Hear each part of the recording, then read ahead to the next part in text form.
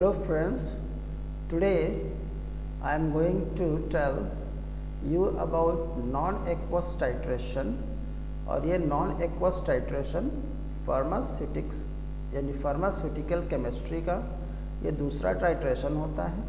इससे पहले आपने एसिड बेस्ड टाइट्रेशन देखा होगा। अब हम आज देखेंगे नॉन-एक्वस टाइट्रेशन के बारे में। तो आपको बता दें कि अगर इस वीडियो में ये कंप्लीट नहीं हो पाता है तो इसके नेक्स्ट वीडियो हम ज़रूर बनाएंगे और उसमें तीन पार्ट में इसको करेंगे। ठीक है, तो चलिए स्टार्ट करते हैं। लेकिन आप बताना चाहूँगा कि स्टार्ट करने से पहले कि अगर आप इस चैनल पर नए हैं तो इस चैनल को सब्सक्राइब करें और अगर आपने सब्सक्राइब किया हुआ तो इसको शेयर लाइक कमेंट करते रहें।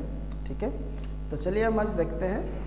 तो इसमें हम क्या देखने वाले हैं कि definition of aqueous and non aqueous titration के लिए नहीं हम डिफाइन करेंगे कि नॉन एक्वस टाइट्रेशन क्या होता है और इसके टाइप्स क्या हैं, है ना, types of non aqueous solvent और advantage and disadvantage of non aqueous titration और इसके application of non aqueous titration के बारे में। ठीक है, तो चलिए ये हम शुरू करते हैं। अब आपकी क्लास स्टार्ट। तो चलिए सबसे पहले आता है कि definition of non aqueous titration. कह रहे हैं कि non aqueous titration refers to a type of titration in which the analyte substance, ठीक है, in which the analyte substance is dissolve in a solvent that does not contain water. ठीक है, यानी कि नॉन एक्वस टाइट्रेशन जब हो गया तो ये क्या हो गया, बिना पानी वाला, है ना, यानी कि नॉन एक्वस हो, पानी ना हो। ठीक है, तो वैसे जो टाइट्रेशन है उसको हम नॉन एक्वस टाइट्रेशन कहते हैं। This procedure is very important one in pharmacopoeial assay. ठीक है, अब ये कह रहे हैं कि ये प्रोसीजर जो है फार्माकोपियल के हिसाब से बहुत ही इम्पोर्टेंट है। अब आते हैं the needs of non aqueous titration arises, यानी कि क्यों इसकी ज़रूरत क्यों पड़ गई, है ना, कि नॉन एक्वस टाइट्रेशन के लिए। तो बताना चाहेंगे कि arises because water can we have weak acid and weak base, यानी कि वाटर क्या करता है, उसकी जो नेचर उसका बिहेवियर हो जाता है वो वीक एसिड और वीक बेस की तरह कार्य करने लगता है। तो इसलिए हमें नॉन एक्वस टाइट्रेशन की ज़रूरत पड़ी। ठीक है, अब आ जाते हैं इसके प्रोसीजर पे। तो कह रहा है कि the procedure of non aqueous titration is very useful because it satisfied to different requirements. ठीक है, ये दो रिक्वायरमेंट को सेटिस्फाइड करता है। ठीक है ना, तो दो रिक्वायरमेंट वो कौन कौन से हैं। तो सबसे पहले आता है substance which give poor and point, यानी कि जो सब्सटेंस इससे पहले जो हम टाइट्रेशन कर रहे हैं, जो सब्सटेंस एंड पॉइंट क्लियर ना दे, है ना, उसकी क्वालिटी अच्छी ना आए। दूसरा है कि substance which are insoluble in water but soluble in organic solvent, है ना, यानी कि पानी में सॉल्युबल ना हो लेकिन ऑर्गेनिक सॉल्वेंट में सॉल्युबल हो। अब आइए हम समझते हैं कि इसके इक्विपमेंट, अगर इसके टाइट्रेशन को जब हम करेंगे तो इक्विपमेंट की क्या ज़रूरत पड़ेगी, कौन कौन से इक्विपमेंट की ज़रूरत पड़ने वाली है। ठीक है, तो आप देख सकते हैं इसमें ये हमारा ब्यूरेट है। ठीक है, आपको दिखाई देना चाहिए। तो ये ब्यूरेट है, ये एक ग्लास का बना होता है ब्यूरेट। इसमें नंबर्स होते हैं, है ना, इसमें जो हमारे सब्सटेंस डाले जाते हैं और फिर उसके बाद ब्यूरेट स्टैंड ये इस पर खड़ा किया जाता है, ब्यूरेट स्टैंड है। और ये नीचे हमारा कॉनिकल फ्लास्क है, यहाँ पे उसके टिप लगे हुए हैं, टिप है, इसमें एक छेद होता है। अब यहाँ से इसके जो है टैप की तरह जो है ऑन ऑफ करने वाला एक नॉब होता है। यहाँ से जब हम उसको ऑन करते हैं तो ड्रॉप बाई ड्रॉप ये हमारे कॉनिकल फ्लास्क में आते हैं। ठीक है, उसके बाद दोनों मिक्स होकर के एक रिएक्शन देते हैं। तो इसी इक्विपमेंट से हम नॉन एक्वस टाइट्रेशन को करेंगे। ठीक है, तो चलिए हम अब समझते हैं कि types of non aqueous solvent क्या क्या हैं। तो सॉल्वेंट मतलब जिसमें हमारा सॉल्युबल होगा, तो aprotic solvent, protophilic solvent, protogenic solvents and amphiprotic solvents. ठीक है, ये चार तरह के सॉल्वेंट्स होते हैं जो नॉन एक्वस टाइट्रेशन में इस्तेमाल किए जाते हैं। तो अब देखिए सबसे पहले आता है कि एप्रोटिक सॉल्वेंट है क्या। तो these solvents are neutral in charge. कह रहा है कि जो सॉल्वेंट है ये क्या होते हैं, न्यूट्रल होते हैं, इन पे कोई चार्ज नहीं होता। एंड आर केमिकली इनर्ट, है ना, और ये केमिकली इनर्ट भी होते हैं, इनमें कोई आयंस वगैरह नहीं होते। They also generally have a low dielectric constant. Example of these types of solvent include chloroform and benzene. तो इस एप्रोटिक सॉल्वेंट के दो एग्जाम्पल्स है, एक क्लोरोफॉर्म है और एक बेंजेन है। तो ये आप देख सकते हैं बेंजेन का रिंग और ये क्लोरोफॉर्म का। उसके बाद दूसरा था प्रोटोफिलिक सॉल्वेंट। प्रोटोफिलिक सॉल्वेंट्स क्या होते हैं कि this solvents have a basic character and tend to react with the acid they come in contact with leading to the formation of solvated protons। कह रहा है कि ये जो है प्रोटोफिलिक सॉल्वेंट्स जो होते हैं बेसिक कैरेक्टर के होते हैं और ये रिएक्ट करते हैं एसिड विद एसिड के साथ जब ये कांटेक्ट में आते हैं और leading to the formation of solvated protons, है ना, प्रोटॉन्स का ये फॉर्मेशन करते हैं। एग्जाम्पल्स है protophilic solvents are ammonia and pyridine. ठीक है, तो ये अमोनिया और पायरिडीन के ये रिंग बने हुए हैं, ये पायरिडीन है, ये अमोनिया है। ठीक है, तो ये आपको क्लियर हुआ।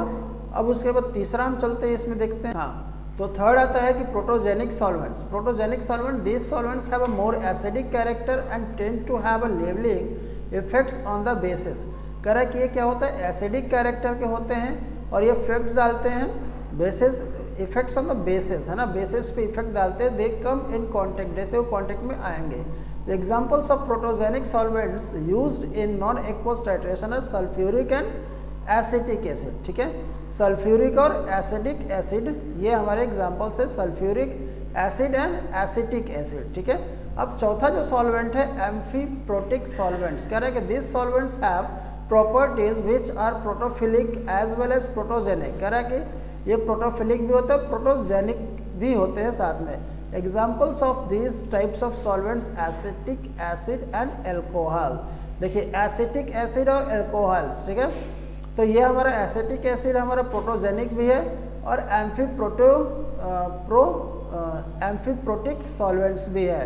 ठीक है, अब हम चलते हैं इसके एडवांटेज और डिसएडवांटेज के बारे में। तो organic acids are bases that are insoluble in water are soluble in non aqueous. ठीक है, जो वाटर में इनसॉल्युबल हो और नॉन एक्वस में क्या हो, नॉन एक्वस में सॉल्युबल हो। ठीक है, तो अब इसके बाद डिसएडवांटेज क्या है इसके कि temperature, moisture, CO2 should be control, है ना, टेम्परेचर, मॉइस्चर और कार्बन डाइऑक्साइड कंट्रोल करना होता है इसमें।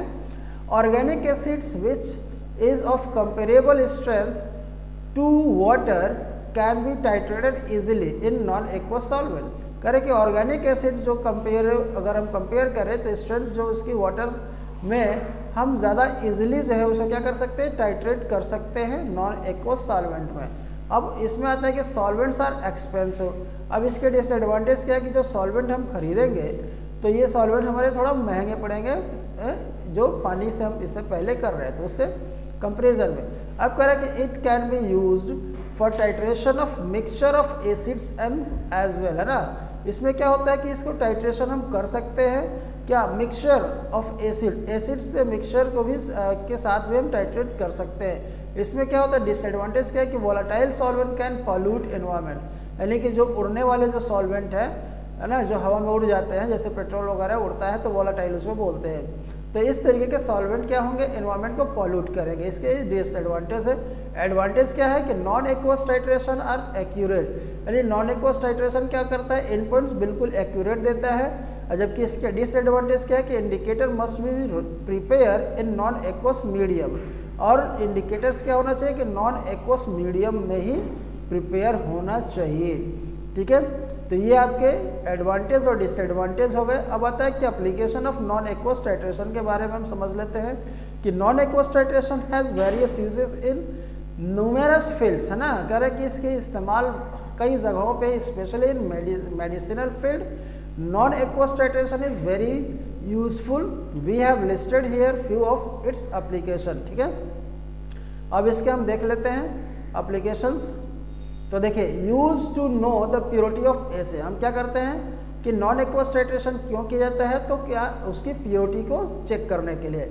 It is use for determination of concentration expression, और इसका इस्तेमाल क्या करते हैं कंसंट्रेशन के लिए। ठीक है, डिटरमाइन करने के लिए। Use in determination of hydrocarbon compounds, phenobarbitone diuretics steroid, ये सब ये देखिए ये मेडिसिन है फिनोबार्बिटोन और फिनोबार्बिटोन और डायूरेटिक्स स्टेरॉइड्स, ठीक है, डायूरेटिक्स और स्टेरॉइड्स, ठीक है। तो ये डिटरमाइन करते हैं कि हाइड्रोकार्बन कंपाउंड्स हैं, है ना, हाइड्रोकार्बन कंपाउंड्स को, फिनोबार्बिटोन और डायूरेटिक्स और स्टेरॉइड्स को, ठीक है।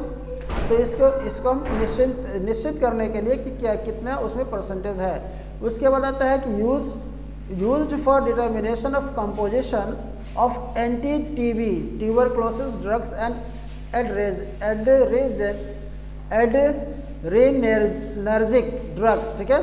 तो use for determination of composition of anti tuberculosis, है ना, इसके जो जितने भी ट्यूबरक्लोसिस की जो दवाइयाँ थे, रिफाम्पिसिन, है ना, एथम्बुलेट करके जो है वो सब दवाइयाँ हैं, तो उसका भी डिटर्मिनेशन हम करते हैं, तो इसी टाइट्रेशन के वजह से किया जा सकता है, ठीक है। उसके बाद हम देख लेते हैं समरी कि non aqueous titration refer to substance in a solvent that does not contain water, आपने अभी पढ़ा, ठीक है। उसके बाद there types of solvents such as protogenic solvents and amphiprotic solvents, ठीक है।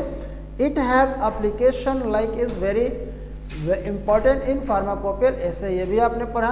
अब उसके बाद advantage of non aqueous titration like in non aqueous titration are accurate and disadvantage like solvents are expensive, ठीक है।